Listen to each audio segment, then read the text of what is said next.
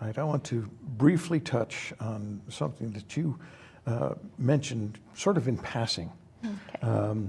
I lived up in Portland for a while, and beautiful city, beautiful attitude, beautiful atmosphere, and apparently one of the largest areas for human trafficking in the country. And apparently Eureka is holding its own in those statistics. Absolutely. Very unpopular and ugly statistic, but part of that is tied in with the immigration problems.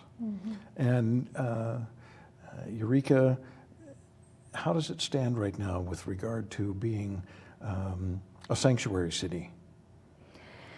Well, Eureka as a city, I mean, that's interesting. I know the county's discussing this, but Eureka as a city, we made proclamations specific to our police force, who we are as a city who welcomes people. And so we did that a year and a half ago, about a year and a half ago.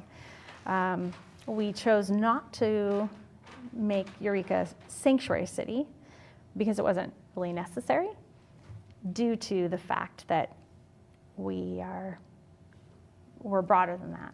I think a sanctuary city, there are some positive things about it, but there's also a lot of negative things about it. And so I think the key is, how are we addressing people?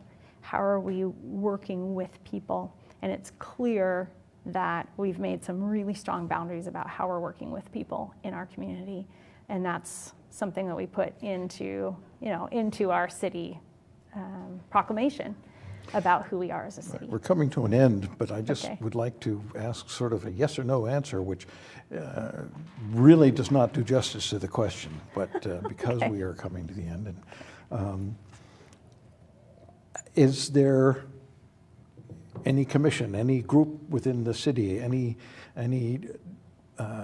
concerted effort to deal with human trafficking? Yes! Okay. This is a big issue. So I've actually started something a couple years ago and work specifically to educate students across our county. And just met last week with the Board of Education. We're actually for Humboldt County, and they'll be August 15th. We will actually be doing, working with the schools, school administrators, and principals and superintendents specifically to this issue, because it's required by the state to actually bring in education. So I'll be presenting at that, the education that we've already been doing for high school, for junior high and high school students, and we actually have a program from preschool all the way through high school. I look forward to seeing much more about that, because it is a major issue. It's a major issue.